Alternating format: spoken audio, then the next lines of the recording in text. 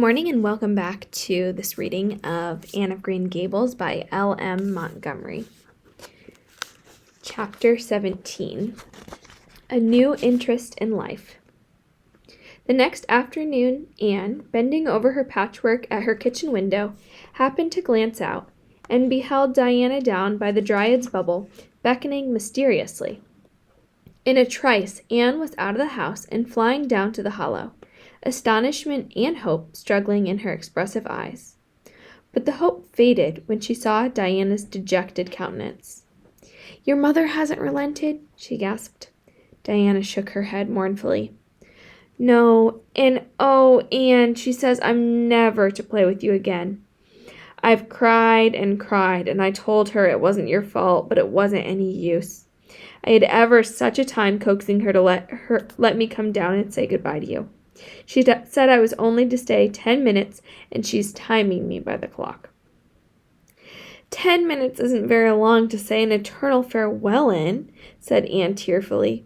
"Oh, Diana, will you promise faithfully to never forget me, the friend of your youth, no matter what dearer friends may caress thee?" "Indeed I will," sobbed Diana, "and I'll never have another bosom friend. I don't want to have. I couldn't love anybody as I have loved you." "Oh, Diana," cried Anne, clasping her hands, "do you love me?" "Why, of course I do. Didn't you know that?" "No," Anne drew a long breath. "I thought you liked me, of course, but I never hoped you loved me.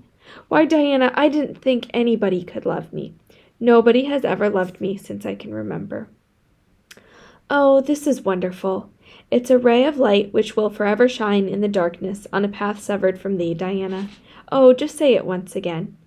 "I love you devotedly, Anne," said Diana staunchly, "and I always will. You may be sure of that." "And I will always love thee, Diana," said Anne, solemnly extending her hand.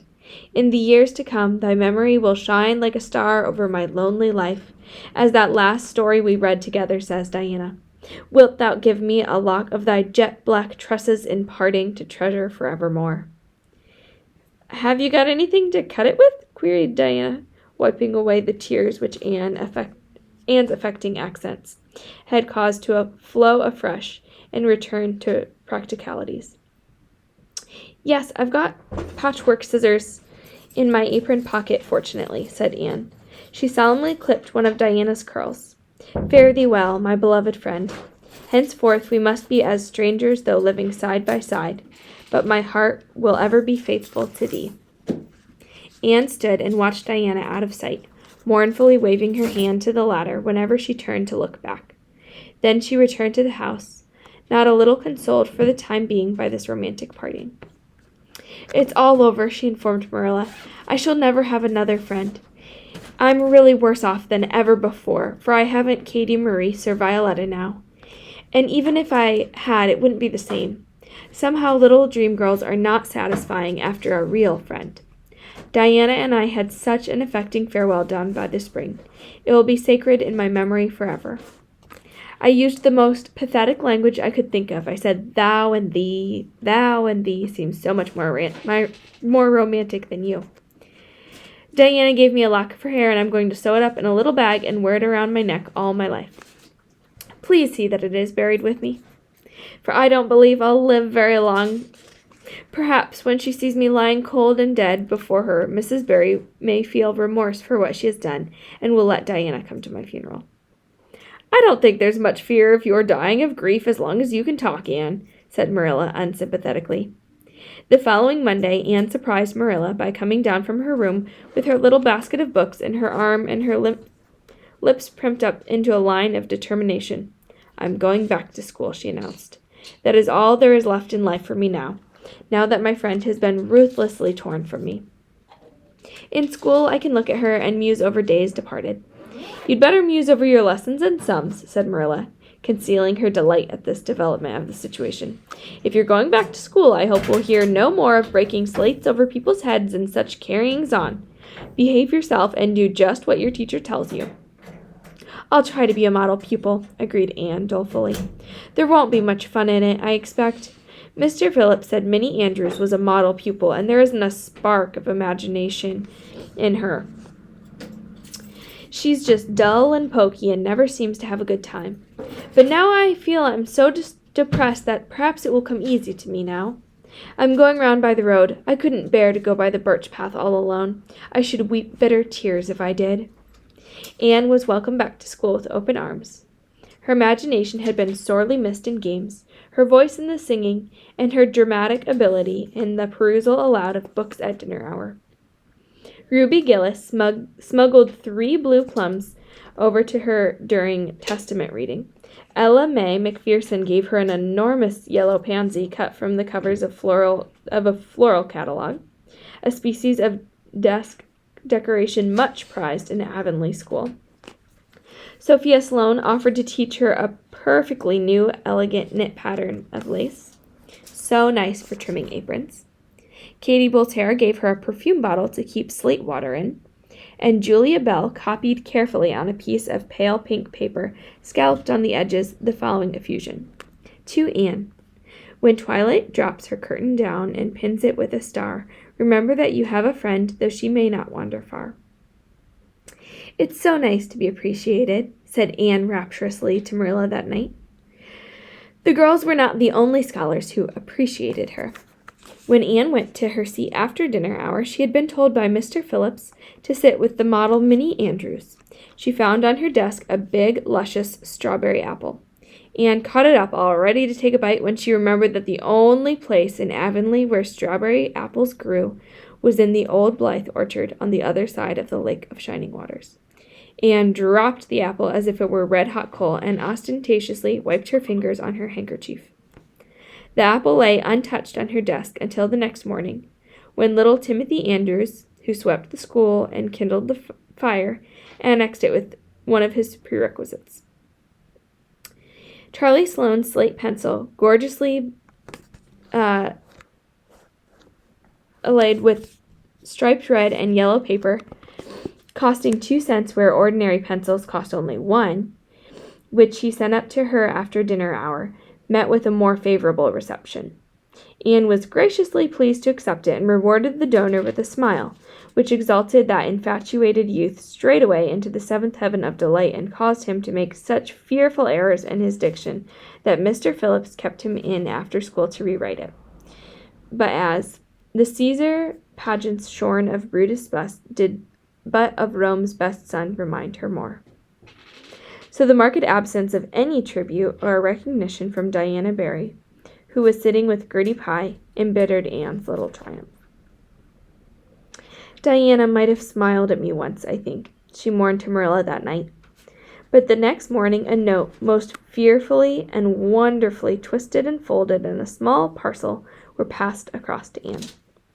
Dear Anne, ran the former, Mother says I'm not allowed to play with you or talk to you even in school. It isn't my fault, and don't be cross at me, because I love you as much as ever. I miss you awfully to tell you all my secrets, and I don't like Gertie Pye one bit.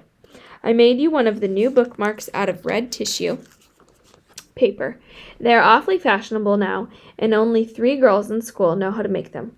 When you look at it, remember, your true friend, Diana Barry. Anne read the note, kissed the bookmark, and dispatched a prompt reply back to the other side of the school. My own darling Diana, of course I am not cross at you because you have to obey your mother. Our spirits can commune. I shall keep your lovely present forever. Minnie Andrews is a very nice little girl, although she has no imagination. But after having been Diana's bosom friend, I cannot be Minnie's. Please excuse mistakes because my spelling isn't very good yet, although much improved. Yours until death do us part, Anne or Cordelia Shirley. P.S. I shall sleep with your letter under my pillow tonight. A or C.S. Marilla pessimistically expected more trouble since Anne had begun again to go to school. But none developed. Perhaps Anne had caught something of the model spirit from Minnie Andrews. At least she got on very well with Mr. Phillips thenceforth. She flung herself into her studies heart and soul, determined not to be outdone in any class by Gilbert Blythe. The rivalry between them was soon apparent. It was entirely good-natured on Gilbert's side, but it is much to be feared that the same thing cannot be said of Anne, who had certainly an unpraiseworthy tendency for holding grudges. She was as intense in her hatreds as in her loves. She would not stoop to admit that she meant to rival Gilbert in any schoolwork, because that would have been to acknowledge his existence, which Anne persistently ignored. But the rivalry was there, and honors fluctuated between them. Now Gilbert was head of the spelling class. Now Anne, with a toss of her long red braids, spelled him down. One morning Gilbert had all his sums done correctly, and had his name written on the blackboard on the roll of honor. The next morning Anne, having wrestled wildly with the decimals and the entire evening before, would be first. One awful day, they were ties, and their names were written up together. It was almost as bad as a take notice, and Anne's mortification was as evident as Gilbert's satisfaction. When the written examinations at the end of each month were held, the suspense was terrible.